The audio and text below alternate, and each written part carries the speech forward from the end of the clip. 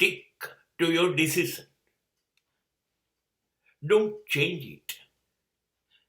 If result is not according to your expectation,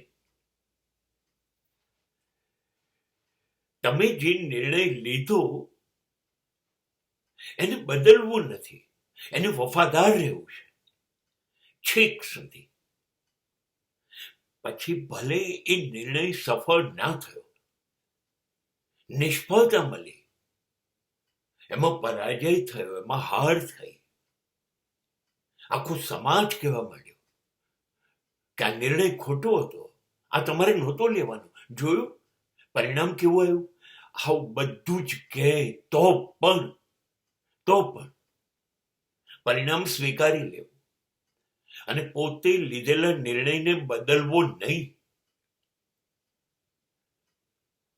એને વળગી રહેવું. મહાભારતના યુદ્ધમાં આવું જ થયું હતું. કર્ણએ નિર્ણય લીધો કે હું કૌરવો સાથે રહીશ. એમણે મને સ્વમાન આપ્યું છે. That's all. એને પાક્કી ખબર હતી કે સૌથી મોટો પાંડવ છે, સામે કૃષ્ણ છે, અર્જુન છે, હારવાનું નિશ્ચિત છે. અને છતાં કૃષ્ણને સમજાવવા છતાંય એણે હાર જોઈ તો પણ નિર્ણય ન બદલ્યો, મૃત્યુ પામ્યો. ત્યાં સુધી એ દુર્યોધનની સાથે જ રહ્યો.